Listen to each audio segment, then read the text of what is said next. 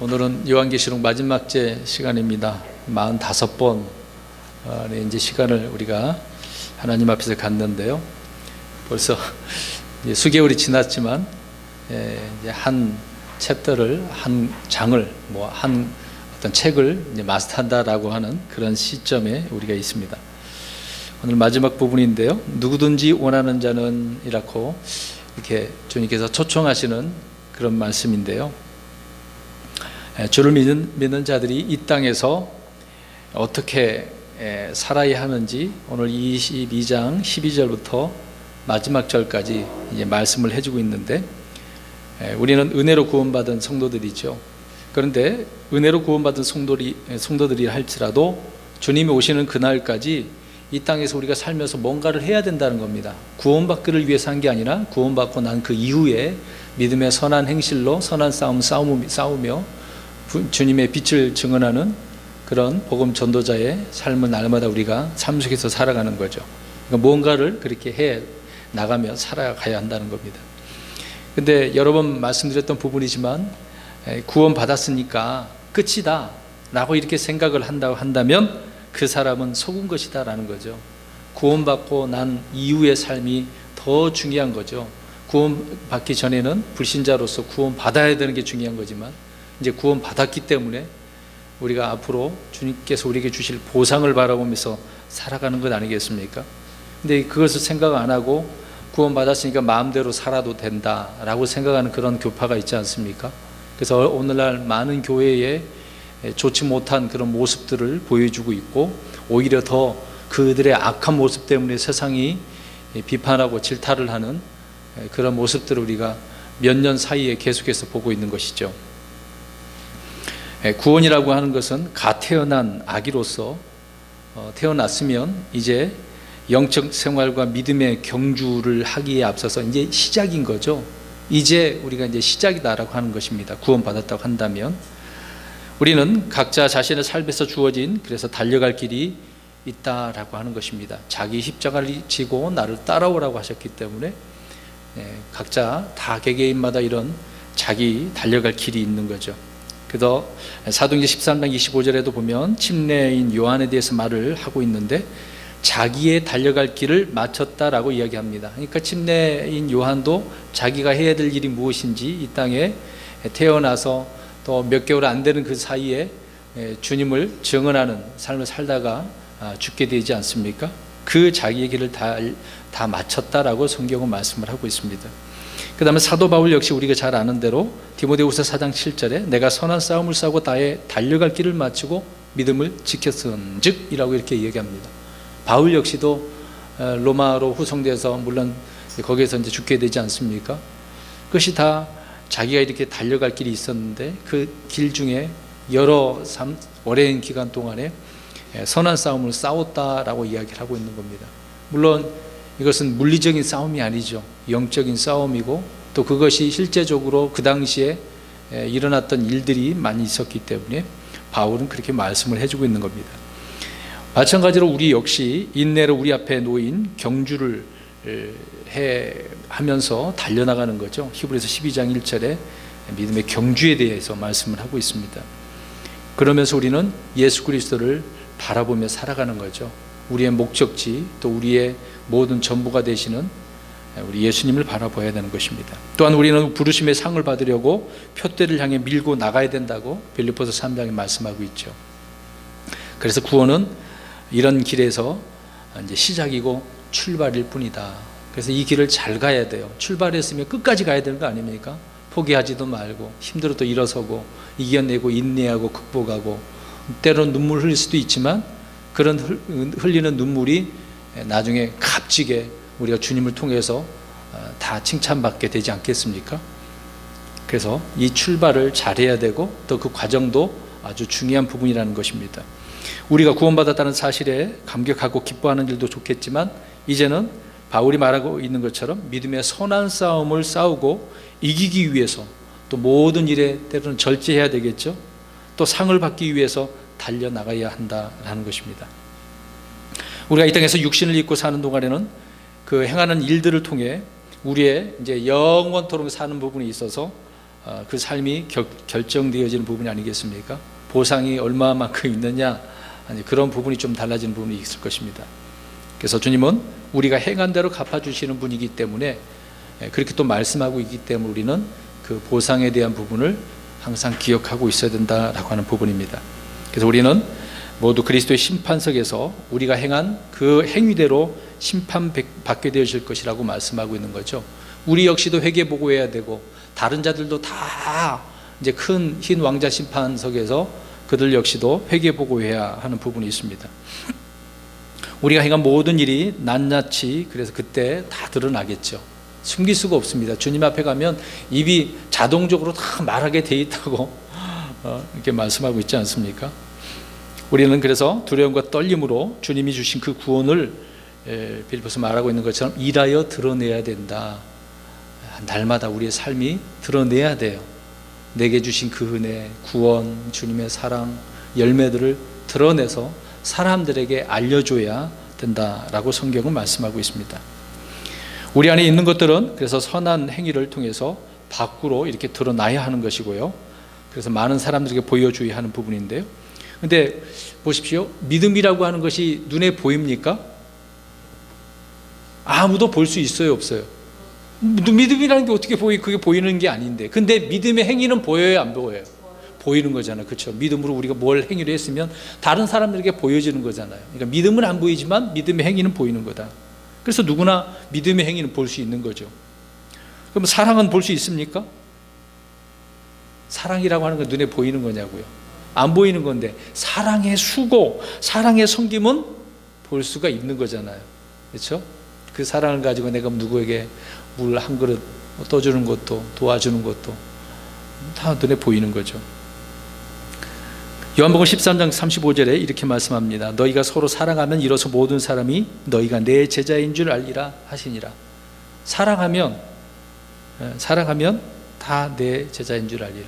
근데 그것이 사랑으로 이렇게 겉으로 삶으로 드러나야 한다는 거죠. 말만이 아니라. 그리스도의 제자라는 신분, 자격을 드러내 보이고 증명한 길은 그래서 서로 사랑하는 것이다라고 이렇게 말씀을 하고 있는 겁니다. 근데 언제 말씀드렸던 부분인데요. 참고적으로 말씀드린다면 우리 그리스도인이 되면 무조건 그리스도의 제자가 되는 거라고 생각하면 안 되는 거죠. 자, 예수님 믿었어요. 누구나 다 이제 복음을 듣고 예수님 믿었어요. 그럼 다 제자라고 할 수 있습니까? 아니죠. 제자의 조건이 있다고 말씀드렸잖아요. 제자의 조건. 제자의 조건은 계속해서 말씀 안에서 거해야 되는 겁니다. 주님 안에 거하면서 열매를 맺어야 하는 것이고, 날마다 자기 부인을 해야 돼요. 그리고 자기 십자가를 지고 주님을 따라야 된다. 그리고 성도 간에 서로 사랑해야 된다고 요한복음 8장 15장에서 13장에서 이렇게 말씀을 하고 있는 겁니다. 그러니까 제자가 되려면 이런 조건, 희생이 있어야 된다라고 하는 부분이 되겠죠. 예수 그리스도를 믿고 구원은 받았는데 제자가 되지 못한 사람들이 굉장히 많습니다. 이런 부분이 우리가 있다는 것을 생각을 하고 이런 제자의 요건에 우리가 합당한 삶을 살았으면 좋겠습니다. 그리고 사람들은 크리스천들이 서로 사랑하는 것을 통해서 이런 사랑을 우리 보이지 않습니까? 그러면 세상 사람들은 그런 행위들을 보고서 저 사람 그리스도의 제자인가 보다, 이렇게 사람들이 보게 된다는 거죠. 근데 그렇게 안 했어요. 서로 사랑 안 했어요. 형제 사랑을 안 했어요. 그럼 사람들이 볼 때 어떻게 보겠습니까? 반대로 제자가 아니라고 그러겠죠. 보세요. 사람들은 성령을 알지 못하고 그들은 받지도 못하고 구원 못 받았으니까. 그런데 성령님의 열매, 저와 여러분이 성령님의 그 9가지 성품이잖아요. 그것은 통틀어서 하나인데 그 열매를 우리가 세상에서 뭔가 이제 행했어요. 드러냈어요. 그럼 그걸 사람들이 봐요, 안 봐요? 겉으로 드러난 거니까 보는 거지 않습니까? 그래서 우리가 그것을 보여줘야 되는 것입니다. 주를 믿는 자는 자기 안에 있는 그래서 온유함을 드러내야 된다. 그 구절을 한번 볼까요? 디도서 3장 2절. 디도서 3장 2절. 그러니까 보이게 하라라고 이게 말씀하고 있습니다. 디도서 3장 2절. 성령의 열매잖아요, 온유요. 뒷부분만 가운데서 또 오직 부드러우며 시작. 오직 부드러우며 모든 사람에게 온전히 온유함을 보이게 하라. 성령의 열매를 보이게 해야죠. 또한 빌립보서 4장 5절에 보면 너희의 절제를 모든 사람이 알게 하라. 자, 우리 절제를 어떻게 해요? 알게 하라. 성령의 열매지 않습니까? 알게 해야 돼요. 나 혼자만 그렇게 하지 말고 사람들에게, 우리 가족들에게, 믿음의 식구들에게 더 잘해야 되겠죠. 보이게 하라, 알게 하라. 이것이 우리가 이 땅에서 살아가는 믿음의 사람들에게, 사람들이 또 할 수 있는 그런 일들이죠. 성령들을 믿는 자들은 자신의 믿음을 그래서 입증해야 된다라고 말씀합니다. 고린도후서 13장 5절에 너희 자신을 입증하라. 스스로가 자기 자신이 어떤 자인지 입증해야 되겠죠. 로마서 12장 2절에 주님의 뜻이 무엇인지 입증하라. 고린도후서 6장 4절에는 자신을 하나님의 사역자로 입증하라고 말씀하고 있습니다. 그리고 에베소서 5장 10절에는 주께서 받으실 만한 것이 무엇인지 입증하라. 굉장히 많아요. 입증해야 될 게 많다고요. 우리는 입증 안 하고 살려고 하는, 그렇게 쓰고 있는데, 그 다음에 마지막으로 빌립보서 1장 10절에는 뛰어난 것들을 입증하라. 저와 여러분에게 주님께서 주신 뛰어난 것들이 있을 거 아닙니까? 뭐 똑같이 주어진 건 아니겠습니다만은 각 사람마다 주님께서 주시는 것이 있어요. 뛰어난 것들이 뭔가 있을 겁니다. 내가 발견하지 못하는 부분도 있고 깨닫지 못한 부분도 있겠지만 주님께서 주신 것은 분명히 있습니다. 그런 것들을, 뛰어난 것들 입증해야 되겠죠. 물론 이 뛰어난 것들은 우리 주님의 것들이 아니겠습니까? 1차적으로. 이렇게 우리는 구원받은 자들로서 자신에 관해서 해야 할 일들이 이렇게 많아요. 이렇게 쭉 이제 말씀드렸습니다만은 이런 것까지 물론 듣긴 들었는데 그렇게 안 살고 사니까 우리가 쉽게 잊어버리며 살 때가 많습니다.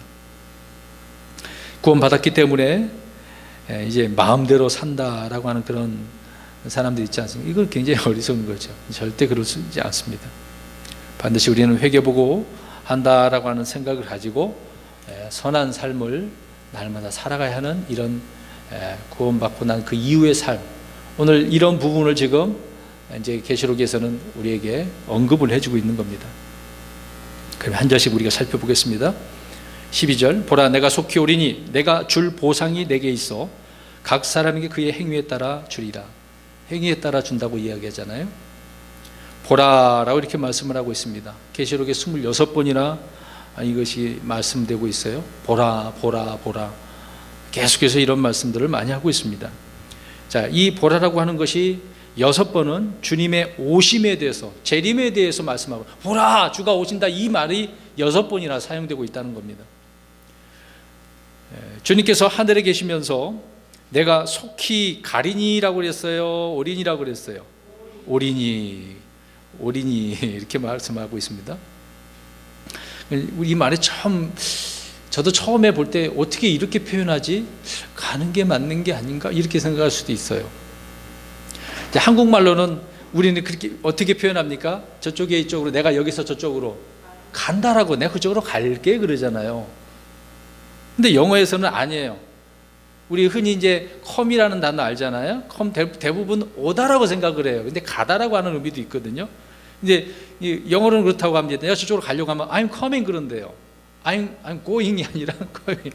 어디로 간다, 학교로 간다 그러면 I'm go to 뭐 이렇게 쓰기는 하지만은 대부분 come이라고 하는 단어를 사용하고 있습니다.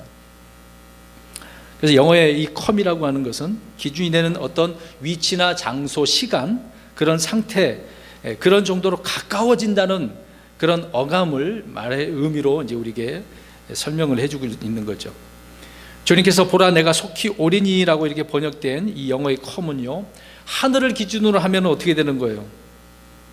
간다고, 하늘에 가면 간다 이렇게 될 수가 있겠죠. 땅에 있는 우리를 기준으로 한다면 온다고도 될 수 있는 거고, 뭐 어느 위치에 따라 좀 달라질 수도 있겠습니다만은. 근데 이제 무엇을 설명하려고 하냐면, 이제 고라고 하는 단어를 얘기했습니다. 고는 여기하고 저기하고 거리감이 어때요?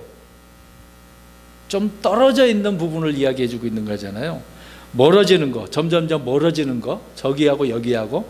그런데 컴이라고 하는 것은 대상과 가까워지는 걸 이야기하는 겁니다. 이 이야기를 지금 왜 얘기하려고 하냐면, 지금 주님과 우리는 어떤 상황이에요? 시간적으로도 가까워지고 있는 거예요. 주님과 더 가까워지고 있다. 이제 그 얘기를 한다는 것입니다. 내가 속히 오리니라고 했으니까 우리는 점점 더 주님과 가까워지는 그런 아주 시간이 이제 우리가 설명되어지고 있는 거죠. 그리고 12절 계속해서 보십시오. 내가 줄 보상이 누구에게 있어요? 내게, 우리 주님에게 있는 거죠. 그러니까 성도들에게 주의 이 오심은 멀어지는 게 아니라 가까워지고 있는 것은 무슨 때 보상, 뭐라고요? 보상. 그때는 무엇을 하는 때다? 보상해 주는 때다 이 말이죠. 불신자들에게는 무엇이 되겠습니까? 그들에게 이제 가까워진다라고 한다면 심판이겠죠. 불이나 이제 지옥이나 불옷으로 던져지는 거죠. 그들은 심판입니다. 우리는 보상의 때고요. 그러니까 구원은 은혜의 선물이지만은 보상은 행위에 따른 값이죠. 싹시라는 겁니다.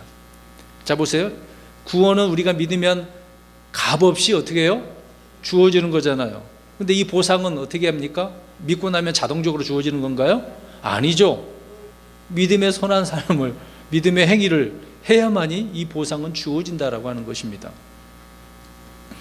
그러니까 오늘날 성도들이 주님께서 주시고자 하는 이 보상에 관심을 가져야 되는데 관심이 없잖아요. 아까도 잠깐 어떤 교파에 잠깐 얘기했습니다만 그들은 여기에 관심이 없다니까요. 관심이 없. 그러니까 믿음의 행위를 안 해.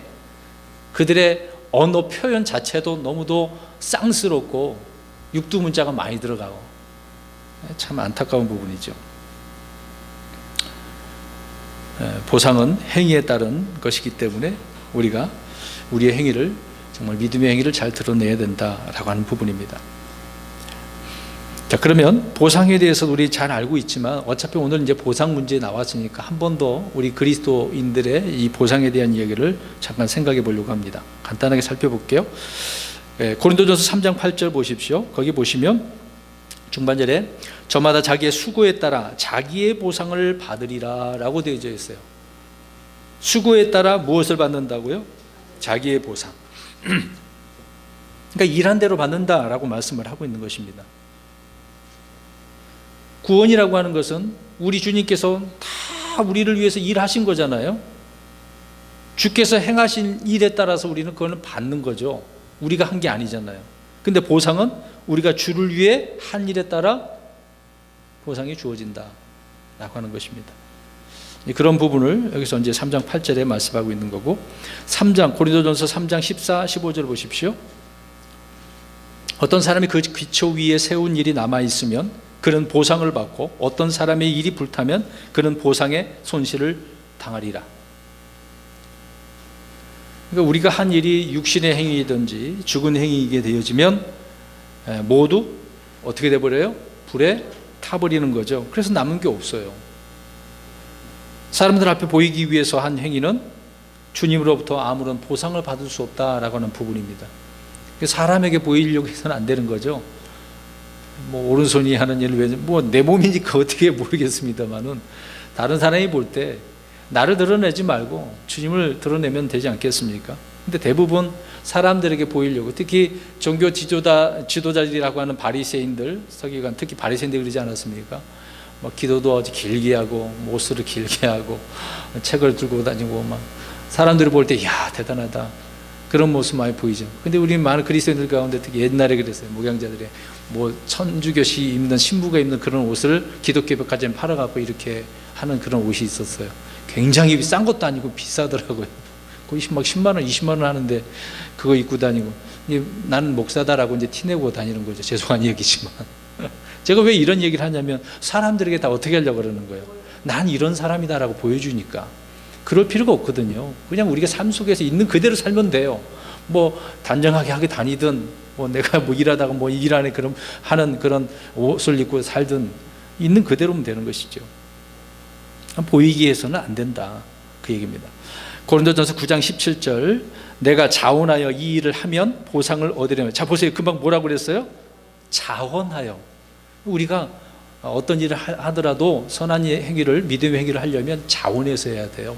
억지로 시켜서 하지 말고 질질 끌려가면서 하지 말고 스스로가 자원해서 하는 거죠.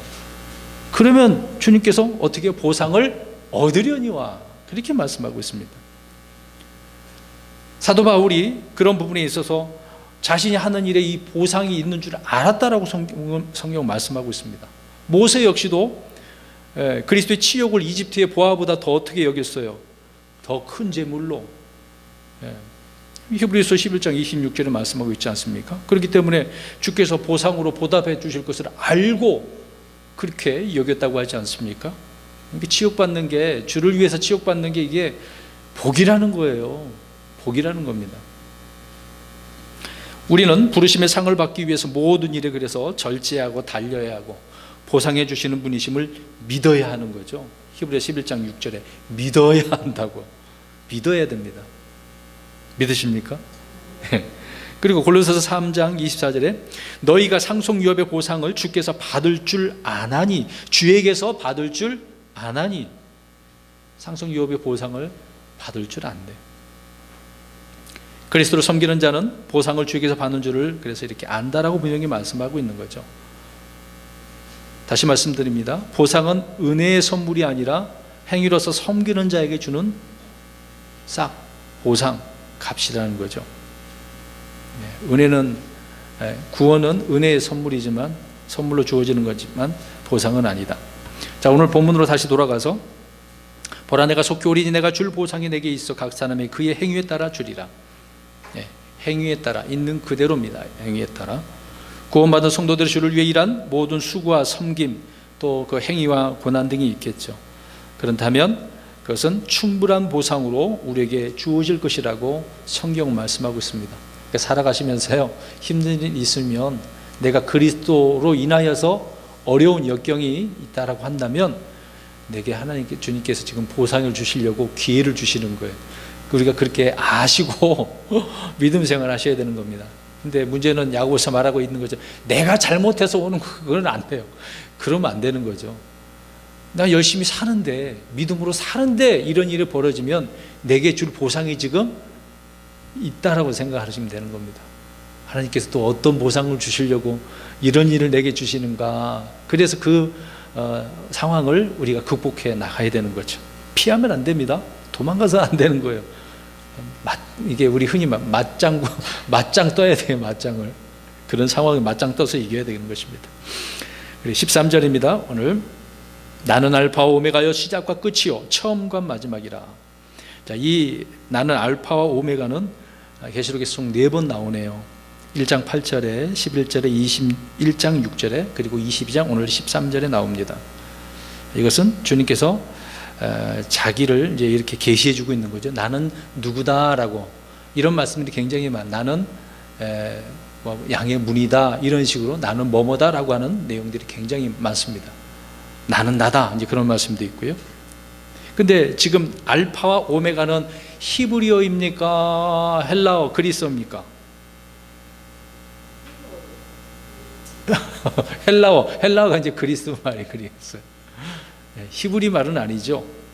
히브리 이제 알파벳은 알렙, 기물, 달레테가, 이런 식으로 해갖고 알파벳 나가거든요. 맨 처음이 알렙이고 맨 끝에가 타부라고 하거든요.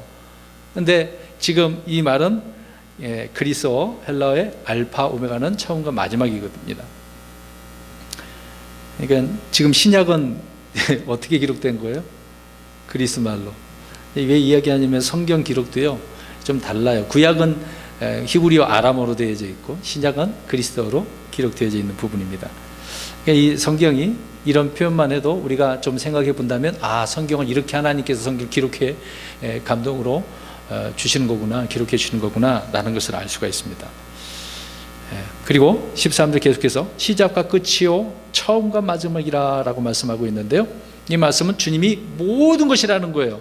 모든 것 안에서 모든 것이 되시고 다 주님이라는 얘기죠. 주님이 시작이고 끝이다라고, 먼저이고 또 마지막이고, 이렇게 말씀을 하고 있는 겁니다. 그러니까 주님 말고는 누가 먼저일 수도 있고 마지막일 수도, 그런 경우가 없다는 거죠. 오직 주님, 시작이고 끝이다라고 말씀하고 있습니다.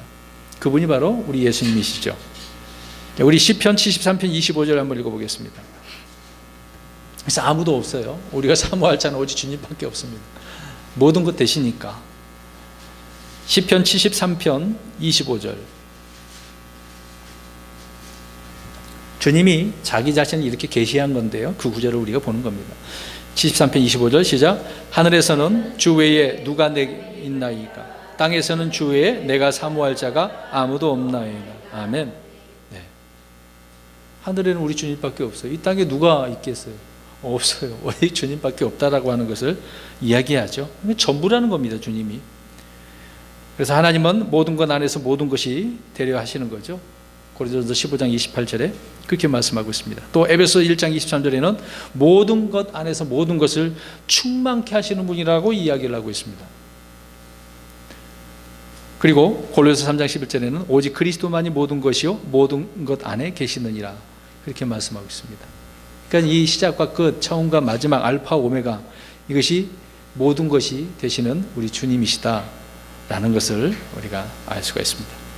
그 다음에 14절입니다. 그분의 명령들을 행하는 자들은 복이 있나니 이것은 그들이 생명나무에 이르는 권리를 소유하게 하며 그 문들을 지나 그 도시로 들어가게 하려 함이로다.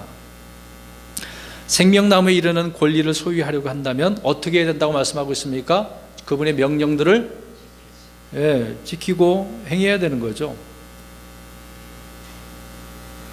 새 예루살렘에 문이 몇 개 있다고 그랬어요? 12문 있죠. 그래서 이 문들을 통과해서 그 도시로 들어가려고 한다면 무엇을 행해야만이 들어갈 수 있다는 거예요. 그 말 읽었잖아요. 말씀드렸잖아요. 주님의 명령들을 행해야만이, 지켜야만이 되는 거예요. 자, 이 말씀은 우리 그리스도인에게 주어지는 부분이 아니라 대환란 때 성도들에게 요구되는 것이 바로 그분의 명령들을 행하는 거죠. 물론 우리는 그리스도의 명령을 지금 이 은혜 시대 때 우리가 그렇게 행하는 것이지만, 근데 믿음이 있다라고 하면서 행위가 없다면 그 사람은 생명나무에 이르는 권리를 소유하지 못하게 되어지는 거죠. 행위가 없는 믿음은 그 자체로 죽은 것이라고 성경은 말씀을 하고 있는 것이기 때문에, 그러니까 얼마나 환난 때도 그렇고 천유랑왕국 때도 그렇고 주님의 이 명령에 행해야 된다라고 하는 사실. 근데 보세요, 저와 여러분은 성경에 나와 있는 그 율법대로 다 행하지 않아도 되잖아요. 그렇지 않습니까? 그리고 이제는 우리가 그리스도 안에서 주님의 그리스도의 명령을 살아가면서 내 이 육신이 끝날 때까지 최선을 다해 그리스도의 명령에 우리가 순종하면 되는 거 아니겠습니까? 다시 말씀드립니다. 대환란 때나 천년왕국에서 사람들은 그분의 명령들을 지키고 행하는 자들이 되어야 한다는 것입니다. 우리 그리스천들과는 상관이 없죠. 말씀드린다시피 우리에게는 생명나무가 필요하다, 필요하지 않다, 필요하지 않다라는 거죠. 왜? 이미 우리는 영원한 생명을 얻었기 때문에 거기서 이 과실을 안 먹어도 되는 거죠. 영원한 변화된 우리 몸이 되는 거죠. 근데 그들은 여전히 육신적으로 들어가기 때문에 그들에게 있어서는 반드시 그게 필요하다라고 하는 부분입니다. 그래서 우리 크리스천들은 그 문들을 지날 필요도 없고요. 도시로 들어가는 것이 아니라 우리는 그 안에 거하고 있는 거, 살고 있는 거예요. 그러나 구원받은 민족들, 땅에 사는 사람들은 천년왕국에서나 영원 세계에서 철저히 주의 입에서 나오는 법을 따라 그들은 살아가야 되는 겁니다. 영원 세계에 들어가서도 그들은 그렇게 해야 되는 거예요. 계속해서 이제 어떤 기간이 지나가면 다시 들어가가지고 율법을 행한 자들은 그 행해야 된다고 그랬으니까 들어가서 뭘 따먹어야 돼요? 생명나무 이렇게 먹어야 돼요. 15절입니다. 개들과 마법사들과 음행을 일삼는 자들과 살인자들과 우상 숭배자들과 거짓말을 좋아하며 지어내는 자는 누구든지 밖에 있느니라. 성경에는 수많은 짐승이 굉장히 많이 나오죠. 근데 대부분 안 좋은 짐승에 대한 이야기를 합니다. 먹지 말아야 될 그런 짐승도 있는데 아주 나쁜 사람을 막 비꼬 와서 말하는, 조롱하면서 말하는 그런 짐승들이 있어요. 근데 여기에 지금 있네요. 자, 개들. 그러니까 개 좋아하는 사람 많은데 이런 용어 들어보면 성경은요, 개 좋다고 나온 구절이 없어요. 나빠요. 안 좋은 쪽으로 개에 대한 이야기를 하고 있어요. 근데 오늘날 지금 어때? 개 굉장히 좋아하잖아요. 저도 역시 개 있으면 좋아하긴 하거든요. 성경은 개들에 대해서 안 좋게 얘기합니다. 근데 베드로후서 2장 22절을 보면 개들과 이제 돼지가 나오거든요. 개들은 믿지 않는 남자들. 이제 개는 남자 이야기고요, 돼지는 여자에 대한 이야기죠. 그러니까 돼지는 믿지 않는 여자들을 말하고 있는 겁니다. 그리고 이제 바리새인들과 사두개인들은 말씀을 하고 있는데, 이들을 비롯한 믿지 않는 유대인들과 유대인들을 그들 다 통틀어서 그들을 향하여서 이제 뱀들이라고, 이 독사들이라고. 왜? 그들의 해는 어떻습니까? 독사의 독이 들어있는 것처럼. 이제 사실 우리가 뱀의 혓바닥 보신 분 계시나요? 어떻게 돼 있어요? 3개로 돼 있어요. 세 개를 이렇게 돼 있는 것도 있어요? 저 좀 못 봤는데. 이렇게 갈라진 거. 이게 갈라진. 도마뱀이 세 개인가요? 그런가요? 네. 그러니까 뭐 흔히 그렇게 표현하잖아요. 한 입 갖고 두 말 하는 것처럼. 이제 이게 뱀이 그렇게 이제 두말하는 그런 부분이 있는 거죠. 그렇기 때문에 그들에게 이렇게 표현하고 있는 거고요. 또 거짓 대언자와 거짓 교사들을 이제 양떼를 치는 일이다라고 이제 표현합니다. 이제 거짓 교사들은 그렇게 표현하고 있는 거죠. 그럼 우리 그리스도인들은 열심히 사역하는 일하는 사람들은 뭐라고 표현할까요? 부지런한 짐승이 있어요. 열심히 일하는 짐승이 있어요. 개미? 그건 곤충이잖아요. 소 얘기할 때. 그러니까 솔로몬 성전에 이제 소 있지 않습니까? 일하는 거. 또 그룹 중에 또 소가 있는 거고. 소. 근데 이제 이 개에 대해서 더 이야기하냐면, 하게 되어진 이사야 63장 3절을 보면 개들은 부정한 짐승이라고 나와 있어요. 좋은 짐승이 아니라고 나와요. 그리고 잔인하고 탐욕스러운 동물이라고 이렇게 또 말씀을 하고 있습니다. 또 빌립보서 3장 2절에는 개들을 조심하라 그렇게 얘기하고 있어요. 다 이제 누구를 비꼬은 거죠. 악한 자들을 비꼬은 그런 얘기입니다. 그러니까 이들은 믿지 않는 할레파 유대인들을 이렇게 일컬어서 개들이라고 표현하고 있는 거죠. 그래서 개들과 마법사들과 음행을 일삼는 자들과 우상 숭배자들, 거짓말을 좋아하는 자들, 또 지어내는 자들, 이들은 다 어디에 있다? 밖에 있다. 그러니까 안으로 들어갈 수 있어요, 없어요? 없는 거죠. 밖에 있는 거죠. 이런 자들은 다 불호수에 던져지는 자들이 아니겠습니까? 들어갈 수가 없는 겁니다. 그러니까 의가 거하는 새하늘과 새 땅에 이들은 뭐 어울리지도 않는 거죠. 들어갈 수도 없으니까. 땅에 만약에 이런 자들이 있다고 한다면 그들에게 신속하게 집행되어지는 그 어둠으로 들어가는 불호수에 던져지는 그런 부분이 되겠죠. 그래서 밖에 있느니라 이렇게 말씀하고 있는데요. 이 말씀은 여러 번 나옵니다. 여러 번. 밖에 있다, 밖에 있다. 이게 이제 어떤 표현이냐면 구원받지 못한 자들을 일컬어서 밖에 있다라고 표현하고 있는 겁니다. 그리고 이방인들을 일컬어서 밖에 있다. 사실 저와 여러분도 이방인이잖아요. 구원받기 전에는 밖에 있어요. 근데 지금 구원 받았는데도 세상은 우리는 어떻게 합니까? 그들 안에 안 왔고 여전히 우리는 밖에 있잖아요. 그러면서도 우리는 누구 안에 있는 겁니까? 주님 안에 있는 거잖아요. 지금은 어떻게 보면 밖에 있는 자처럼 우리가 보이는 겁니다. 그러나 나중에 모든 것이 이제 전화위복이 되어지면 우리가 안에 있는 거잖아요. 새 예루살렘 도시 안에 있잖아요. 근데 유대인들은, 이방 민족들은 어디에 있습니까? 그렇죠. 새 땅에 있는 거죠. 지금은 이게 좀 우리가 굉장히 연약해 보이고 안 돼 보이고 없어 보이고 정말 세상 사람들에게 아주 그냥 안 좋은 취급을 당하고 있지만 나중에는 그게 아니에요. 지금 이 교회가 되어진 사실 너무도 정말 고맙고 감사한 일이죠. 몸도 나중에 변화가 되어지는데요. 영원한 몸을 얻잖아요. 영생을 얻잖아요. 감사한 일이죠. 그러나 하늘의 왕국이 이 땅에 세워진 이후로부터 후로부터, 그러니까 천년왕국이 되겠죠. 우리는 말씀드린 것처럼 이제 주님 안에 있는 겁니다. 그들은 밖에 있는 거고요. 이 부분에서 한 구절만 더 보겠습니다. 계시록 21장 27절. 그래서 아까 이제 이런 개들 나왔지 않습니까? 21장 27절 우리가 읽겠습니다. 시작. 더럽게 하는 것은 어떤 것이든지 결코 그것으로 들어가지 못하며 또 무엇이든지 가증한 것을 이루게 하거나 거짓말을 지어내는 것도 들어가지 못하되 오직 어린 양의 생명책에 기록된 자들만 들어가리라. 저와 여러분의 어린 양의 생명책에 기록되어 있어요? 안 되어져 있어요? 되어 있죠. 우리가 그래서 새 예루살렘 도시에 들어가는 건 아닙니까? 새 예루살렘에는 밤이 있어요, 없어요? 없죠. 문이 언제나 열려져 있어요. 근데 이들은 열려져 있는데도 못 들어간다니까요. 그러니까 지금 세상 사람들 부러워하지 마세요. 힘이 있고 돈 많고 갑질하는 사람 부러워할 거 하나도 없어. 어떤 사람 댓글에 그러더라고요. 나는 그만한 돈이 있어 나도 한번 해보고 싶다. 그런 사람도 있어요. 참. 사람들에게 조롱당하고 비난당하는 게 그렇게 좋아 보이나 보죠. 참 희한한 사람 많아요. 아무튼 이러한 자들은 밖에 있다라고 말씀하고 있습니다. 16절입니다. 나 예수는 내 천사를 보내어 교회들 안에서 이것들을 너희에게 증언하게 하였노라. 나는 다윗의 뿌리의 후손이요 빛나는 새벽별이라 하시더라. 나 예수니라고 말씀하고 있네요. 갑자기 이 예수라는 이름, 하늘에서 주어지는 이름이 아니죠.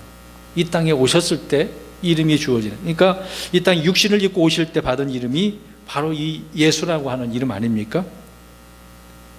그래서 그 예수님은 자신의 천사를 보내서 교회들 안에서 이것들을 증언하고 있네요. 나는 다윗의 뿌리요 후손이요 빛나는 새벽별이라. 그러니까 다윗의 자손이라는 말이 육신에 관한 이야기잖아요. 자, 이런 부분을 내가 어떠한 자라는 것을 풀어서 지금 쭉 설명을 해주고 있는 거죠. 로마서 1장 3절을 보니까 자신의 아들 예수 그리스도 우리 주에 관한 것이라. 그분께서는 육체로는 다윗의 씨에서 나셨고, 육체로 이렇게 나신 부분을 예수님께서도 스스로 이렇게 말씀해주고 있는 것처럼 사도 바울이 로마서에도 이렇게 설명을 해주고 있습니다. 그런데 이런 주님을, 다윗은 사실 다윗의 씨에서 났으면은 자손이 돼야 되잖아요. 그게 이제 맞는 답 아닙니까? 근데 그 다윗의 씨에서 날 그 분을 다윗은 뭐라고 불렀습니까? 주라. 다윗이 스스로 그를 주라 부르니라고 했거든요.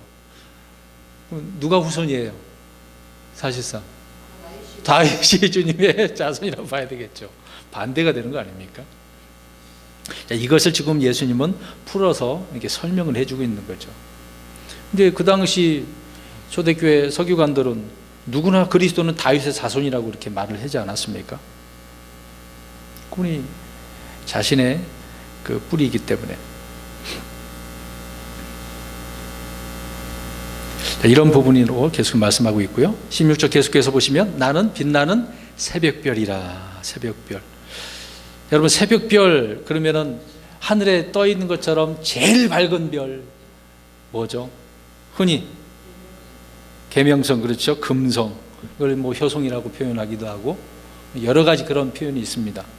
그러니까 새벽에 가장 잘 보이는 별이 이 금성, 이 새벽별이라고 하는 것입니다. 왜 이렇게 말씀하셨을까요? 예수님께서 자신을 이렇게 새벽별이라고 말씀하신 것은 지금 그 때를 지금 알려주고 있는 거예요. 때를. 그 때를 알려주시기 위해서. 우리는 또한 우리에게는 더 확실한 대언의 말씀이 있으니 날이 새어 샛별이 너희 마음속에 떠오를 때까지 너희가 어두운 곳에서 비치는 빛을 대하듯 이 말씀의 주의를 기울여야 한다고 베드로후서 1장 19절에 말씀을 하고 있습니다. 자, 여기 보니까 뭐가 날이 새어 무엇이? 샛별이. 날이 새면 이 샛별이 확 이제 떠오르게 되지 않겠습니까? 자, 이것은 무엇을 말씀을 하고 있냐면요. 우리 좀 교리적으로 생각해 보겠습니다. 우리는 언제 휴거하게 되어지죠? 지금 모르죠. 사실상 성경 예언대로 주님께서 공중으로 오시면 하늘로 들림 받고 또 죽은 자들은 부활해서 올라가게 되지 않겠습니까? 그때가 바로 지금 여기서 날이 새면 뭐가? 샛별이. 이때가 그때는 뭐 하는 때라고요? 휴거하는 때, 공중으로 올라가는 때라는 말하는 것입니다.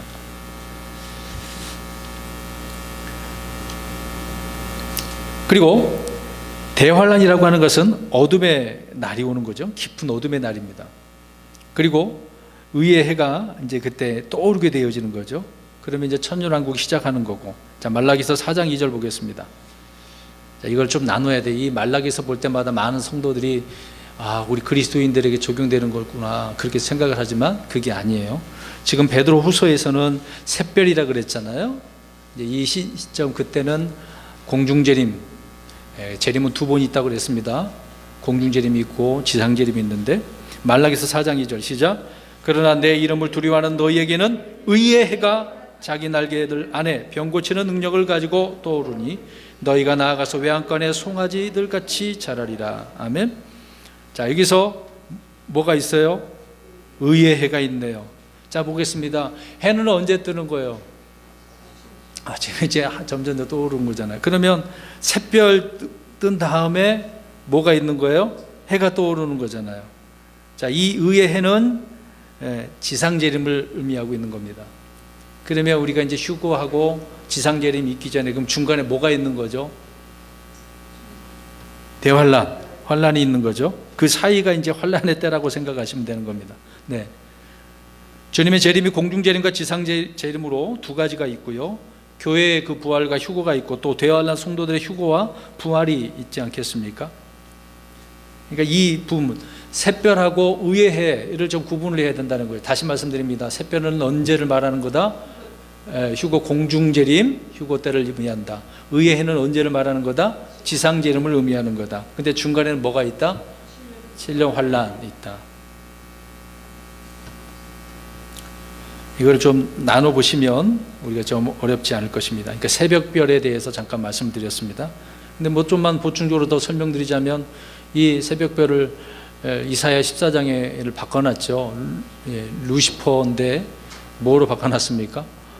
예명석으로. 이게 이제 새벽별이잖아요. 이 내용은 다 알고 있는 것이지만 이거 뭐 사람들은 그걸 이제 왜곡된 거 이게 변개를 시킨 것인데 그걸 또 정당화 시키려고 어떤 사람은 굉장히 무단히 애를 쓰더라고요. 우리가 성경 구절을 영적으로 해석해 보면 답이 나오게 되어지는 것이라는 것을 알 수가 있습니다. 17절입니다. 성령과 신부가 말씀하시기를 오라 하시는도다. 듣는 자도 오라 할 것이요 목마른 자도 올 것이요 또 누구든지 원하는 자는 값없이 생명수를 취하라. 성령과 신부는 이 시대 복음 전파에 있어서 주체죠. 저와 여러분이 이 주체 역할을 하는 겁니다. 무슨 의미인지 잘 이해를 못하면 또 풀어서 설명드리자면 성령님께서는 예수 그리스도를 증언하시죠. 진리 가운데로 인도하시는 분 아닙니까? 그러니까 성령님 하시는 일이 뭐예요? 누구를 증언하시는 거예요? 예수님. 근데 지금 은사주의를 많이 하는 사람들은 성령님 그러면 무엇을 자꾸 이야기하려고 하죠? 예수님보다도 그래 능력, 어떤 은사, 막 투시 은사, 막 축사 그런 데 관심 있잖아요. 근데 성령님 그런 데 관심이 없어요. 누구에게 관심이 있어요? 오직 예수님을 증언하시는 거. 이제 그렇게 증언하시는데 그렇게 하려고 하시면 누구를 사용할까요? 성령님께서 우리 그리스도인들을요. 네, 우리를 사용하시는 거죠. 교회를 사용한다는 겁니다. 그러니까 우리가 복음 전파의 주체들이죠. 교회는 예수 그리스도를 선포하고 가르치는 일을 그래서 하는 것입니다. 그런 것처럼 성령과 신부는 세상을 향해 어떻게 한다? 오늘 9절 보니까 17절 보니까 오라 오라 오라고 오라 오라 이렇게 하는 거죠. 우리 주님께서 다 내게로 오라라고 이렇게 말씀하셨듯이 우리는 주님과 동일한 목소리를 어떻게 해야 돼? 세상에 나가서 오라 오라 우리 교회로 오라는 게 아니라 누구에게로? 주님에게로. 가라가 아니라 오라. 아까 얘기했잖아요. come. 이해되셨어요? 가라 그러지 말고 오라 그래야 된다고요. 이 영어를 우리가 좀 잘 생각했으면 좋겠습니다. 누구와 가까워지라고? 예수님과 가까워지라고. 우리 전도하다가 저기로 가세요 그러지 마세요. 오세요 그러셔야 돼요. 성경적인 표현을 우리가 하자면 그렇다는 겁니다. 우리 주님은 그래서 이렇게 구원으로 초대하고 있으신 거죠. 주님이 오라고 부르는 대상은 뭐라고 했습니까? 듣는 자, 목마른 자, 그리고 누구든지 원하는 자. 자 보세요. 말씀을 들었어. 듣는 자들 와. 목말라? 그러면 내가 너의 목마름을 해결해 줄게. 그렇게 말씀하셨잖아요. 그리고 누구든지래잖아요. 상관없어요. 신분, 고함 뭐 그런 거 다 필요 없어요. 정말 사람들이 비꼬 온 그런 사람은 괜찮아요. 누구든지예요. 근데 우리는 너무 구분한 것 같아요. 주님은 다 오라고 하시는데 우리는 너는 안 돼 그렇게 얘기하잖아요. 너 같은 사람 어떻게 구원받겠냐? 근데 주님은 뭐라고 그러세요? 그런 사람이라도 구원받기를 원하고 계셔요. 근데 너무 우리는 나누는 것 같아요. 그렇게까지 할 필요는 없어요. 정말 악한 사람이라 할지라도 그 사람이 예수 믿게 될 수 있지 않겠습니까? 누구든지 원하는 자. 근데 이거 분명히 누구든지라고 얘기하잖아요. 근데 개신교에서는 예정된 사람, 선택받은 사람, 그들 많이 구원받는 아니잖아요. 누구든지라고 그랬어요. 자 보세요. 누구든지 그러면은 예정 안 됐네 그런 사람이 어떻게 해요? 그럼 그런 사람은 불쌍한 거네. 왜 나는 안 택했어요? 그럼 어떻게 할 거예요? 하나님 그렇게 불공평한 분이에요? 아니잖아요. 공평하신 분이에요. 누구든지라고 그랬습니다. 또 누구든지 원하는 자들이라고 얘기하고 있는 거죠. 그러니까 누구든지 원하기만 하면 그는 무엇을 받을 수 있다? 생명을, 구원을 받을 수 있는 거죠. 근데 문제는 사람들이 원해요, 안 해요?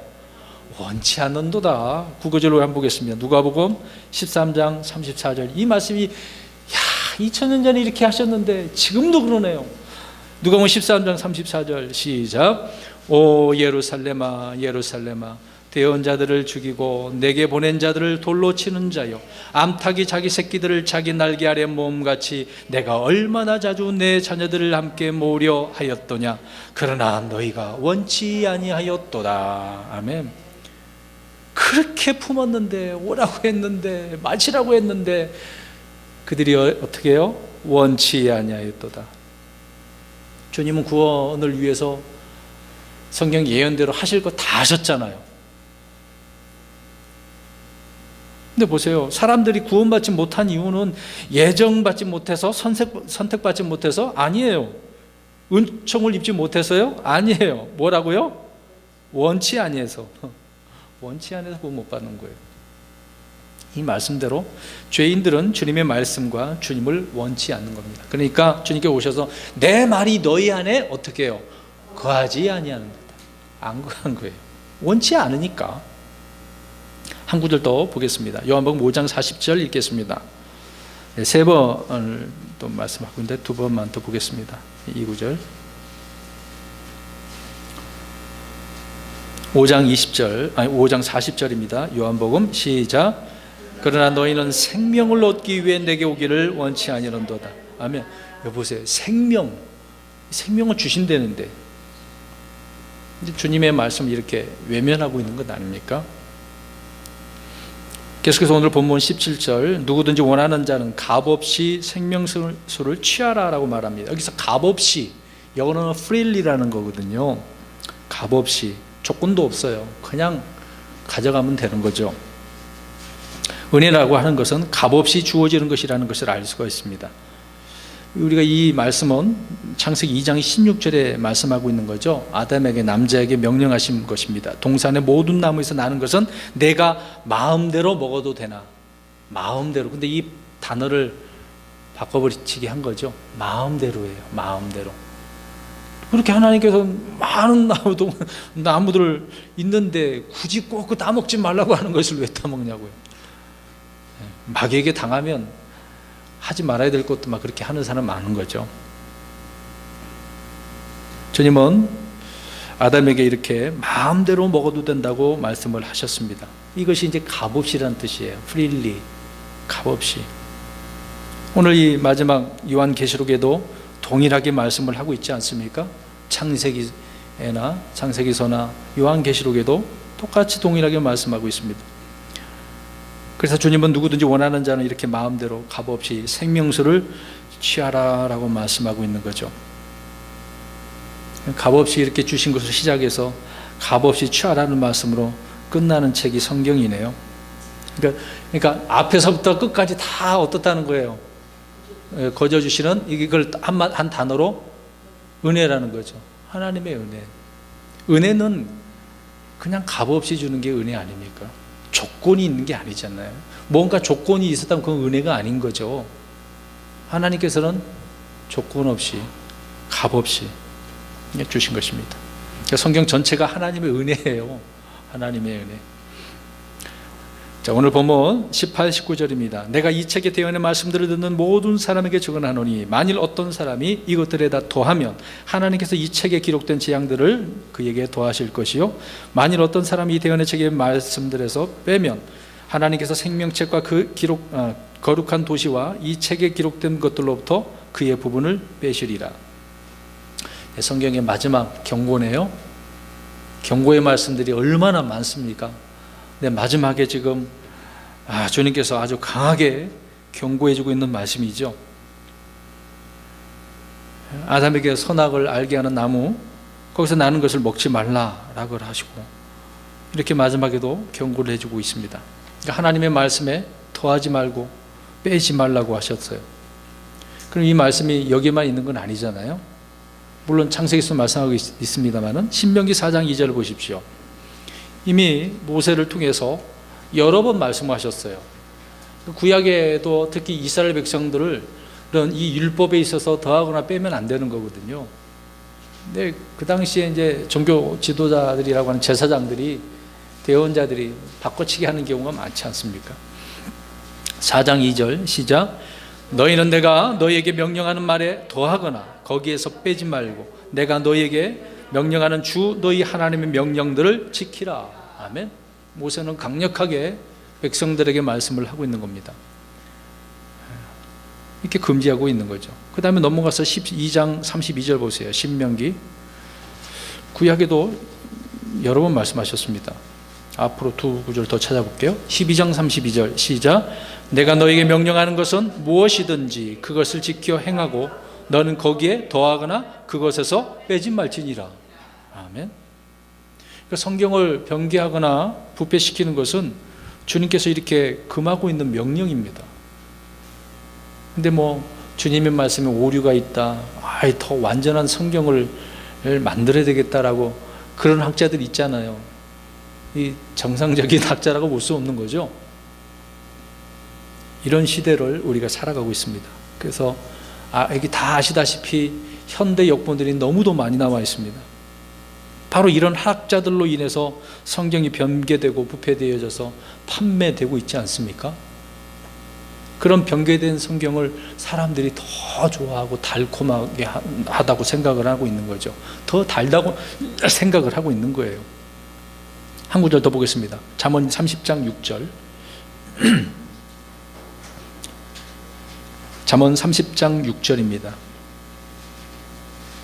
이렇게 경고해 주고 있는데 이 말대로 그렇게 하는 사람이 있어요. 또 30장 6절입니다. 시작. 너는 그분의 말씀들에 더하지 말라. 그분께서 너를 책망하실 터인즉 내가 거짓말쟁이로 드러날까 염려하노라. 아멘. 이렇게 더해가지고 거짓말쟁이로 드러나는 그런 교파들이 굉장히 많습니다. 보세요. 특히 우리 구약 성경이 39권인데 거기에다가 특히 이스라엘 백성들은 탈무드, 이제 구약 어떤 것은 외경도 있어요. 위경도 있고요. 거기를 그렇게 더해서 하나님의 말씀이라고 하는 자들이 있단 말입니다. 그리고 신약 성경 27권밖에 없는데 거기다가 뭐 여러 가지 경전이라고 해서 집어넣어요. 성경도 있고 또 따로 경전이라고 하나 또 가지고 있는 게 있단 말입니다. 몰몬교는 무엇을 가지고 있을까요? 그들이 보는 말 그대로 몰몬교. 어렵지 않잖아요. 안식교는 또 엘렌 G 화이트라고 하는 여자예요. 또 이 여자분은 자기가 이제 계시를 받았다고 그 계시를 적은 책을 가지고 합니다. 서울 어디 있더라? 그 시조사가 있어요. 그 청량리 쪽 근처인데 아무튼 그런 분들이 있어요. 근데 이분이 계시 받았는데 언제 온다고 또 예수님이 재림한다고 했거든요. 날짜까지 정했습니다. 예수님 오셨을까 안 오셨을까요? 안 오셨으니까 우리가 여기 있는 거죠. 오셨으면 여기 있겠습니까? 예. 갖다가 이렇게 붙이는 거예요. 그러니까 오늘 금방 읽은 것처럼 무엇으로 드러나는 거예요? 거짓말쟁이. 그런데도 지금 그걸 따르고 있는 사람이 있다니까요. 거짓말쟁이로 드러났으면 이게 가짜라는 걸 생각을 해야 되는 거 아니에요. 근데 더 있다니까. 우리나라도 그런 있지 않습니까? 잘못됐는데도 아니다 그래도 온다라고 드러났는데도 이 가짜들이 이게 정말 정신적인 것까지 완전 망가진 것 같아요. 네, 희한한 거예요. 근데 잘못된 거 알면서도 있는 그 자체가 난 그게 저 같으면 안 그러는데 사람마다 다른가 봐요. 참 희한합니다.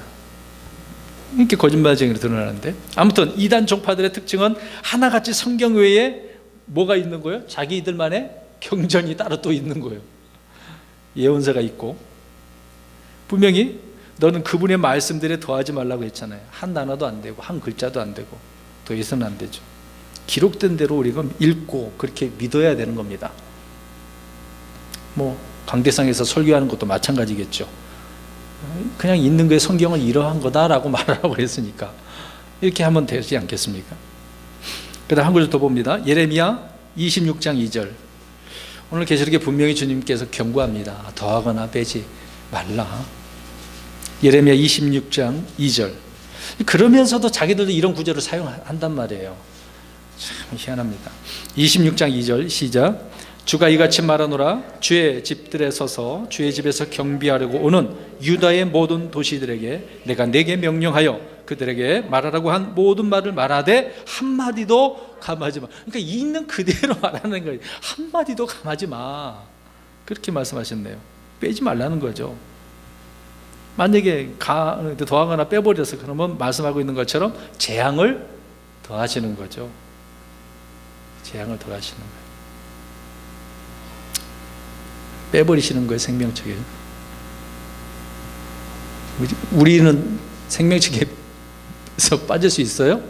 우리는 아니에요. 이거 오해 또 하지 마세요. 또 이런 말 꼭 하고 넘어가야 돼. 꼭 딴 생각하시는 분이 있을지도 몰라서. 그런 분이 있기 때문에 그래요. 간혹 가다가. 아무튼 더하거나 빼서는 안 된다라고 말씀하고 있습니다. 20절입니다. 오늘 본문 22장, 계시록 22장 20절. 이것들을 증언하신 분께서 이르시되 내가 반드시 속히 오리라 하시는도다. 아멘. 주 예수님이여 과연 그와 같이 오시옵소서. 다시 한번 주님께서 말씀하고 있네요. 반드시 어떻게 해요? 속히 오리라. 속히 오리라. 이제 오실 때 눈 깜짝 사이 이렇게 빨리 오신다 그 얘기입니다. 퀵클리에요. 퀵클리. 그래서 아멘 주 예수님이여 과연 그와 같이 오소서라고 사도 요한은 대답을 하고 있는 거죠. 그러니까 성도들에게 있는 가장 큰 소망은 주님께서 어떻게 오시는 거예요? 속히 오시는 거예요. 눈 깜짝할 사이에. 그래서 주님이 오시면 우리에게 주어진 모든 약속이 이제 성취되어지는 거 아니겠습니까? 주님을 만나는 순간 그 약속했던 것들 순식간에 이루어지는 거죠. 그래서 주 안에서 잠자는 자들도 일어나는 거고 육신의 몸은 영광스러운 그런 몸으로 변화가 되어지는 거죠. 하늘로 들림받고 그래서 셋째 하늘에 올라가서 그 낙원에서 주님과 함께하는 거예요. 제가 오늘 주에 말씀드린 것처럼 우리는 주와 함께 있는 거예요. 새 예루살렘 도시에서도 주님과 함께 있는 거예요. 왜? 주님과 우리는 한 몸이니까 함께 있는 거예요. 이것은 이 땅에서 육신 안에 사는 것보다 훨씬 더 좋은 것이라고 말씀합니다. 그 구절 찾아봅니다. 고린도후서 5장 8절입니다. 자, 이것이 훨씬 더 좋은 거예요. 이 세상에서 살아가는 거, 이번에 유럽 갔더니 너무도 아름답더라고요. 그렇게 아름다운 것을 보면서 이거하고 비교가 되나요? 아무리 아름다워도 주님과 함께하는 거하고 비교할 수 없는 거죠. 고린도후서 5장 8절 시작. 내가 말하노니 우리가 확신에 차서 원하는 바는 차라리 몸을 떠나 주와 함께 있는 그것이라. 아멘. 확신에 차서 어떻게 해요? 주와 함께 있는 거죠. 육체의 죽음을 의미하고 있는 거 아닙니까? 죽으면 연옥에 가는 건 아니죠. 가톨릭 차는 그런 게 아니죠. 우리는 주와 함께 있는 거예요. 자, 한 구절 더, 금방 좀 전에 말씀드렸던 거, 빌립보서 1장 21절 23절입니다. 훨씬 더 좋다고 말씀하고 있습니다. 빌립보서 1장 21절 23절 시작. 내게는 사는 것이 그리스도시요 죽는 것이 이득이니라. 그러나 내가 육체 안에 산다면 이것이 내 수고의 열매이니라. 그럼에도 내가 무엇을 택할지 알지 못하노니 떠나서 그리스도와 함께 있기를 바라며 내가 둘 사이에 끼어 있느니라. 그것이 훨씬 더 좋으나. 아멘. 지금 아직 죽지 않고 있기 때문에 사실상 가는 것이, 주님과 함께 있는 것이 훨씬 더 좋다고 지금 이야기하고 있습니다. 그러나 아직 살고 있으니까 살아있는 동안 최선을 다해서 믿음의 선한 싸움을 싸우고 복음을 전하고 그렇게 이제 산다는 거죠. 이 둘 사이에 지금 끼어 있긴 하지만은 그래도 훨씬 더 좋은 것이 있다. 주와 함께 있는 거다. 그 말씀을 하고 있는 겁니다. 우리는 늘 이것을 기억해야 되겠죠. 그리스도와 함께 있는 거. 정말 사랑하는 사람과 함께 있는 거, 그게 좋은 거 아닙니까? 떨어져 있으면 마음도 괴롭잖아요. 주님이 속히 오시며 우리는 죽지 않고 들림을 받아서 그래서 공중에서 이렇게 만나게 되어지는 것입니다.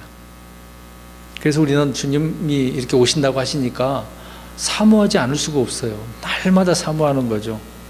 신부가 신랑을 기다리듯이 그런 거 아니겠습니까? 분명히 20절에 내가 반드시 속히 오리라 라고 말씀하고 있습니다. 그 말씀대로 주님께서는 속히 오실 줄로 믿습니다.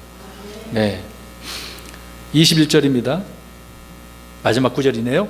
우리 주 예수 그리스도의 은혜가 너희 모두와 함께 있기를 원하노라. 이제 보세요. 우리 말라기서 한번 보겠습니다. 말라기서 4장 6절에 무엇으로 끝났는지 한번 보세요. 이제 창세기에서는 하나님의 은혜 값없이 이 은혜가 드러났지만 구약의 끝부분은 뭐라고 말씀하고 있는지 한번 우리 보겠습니다. 읽겠습니다. 4장 6절 시작. 자녀들에게로 돌아오게 하며 자녀들의 마음을 그들의 아버지에게로 돌아오게 하여 내가 와서 저주로 그 땅을 치지 아니하게 하리라. 구약 성경의 끝부분은 무엇로 마쳤어요? 저주. 물론 사실상 히브리 성경으로 보면 구약은 역대기서가 마지막이긴 하는데 지금 여기 편집된 여기 성경에는 말라기서에는 뭐라고요? 연대기 순으로 우리가 본다면 그 말라기서 그렇게 표현하고 있는데 저주로 끝나는 겁니다. 그러나 신약 성경의 마지막은 주 예수 그리스도의 은혜로 끝나는 것을 우리가 알 수가 있죠. 주 예수 그리스도의 은혜가 우리 모두에게 있기를 원한다라고 하는 것은 성경 말씀에 우리는 무엇으로 화답해야 되는 거죠? 아멘 이렇게 은혜로 그렇게 될 줄로 믿습니다 라고 하는 거죠. 그래서 우리는 주님의 말씀에 반응을 해야 돼요. 반응을.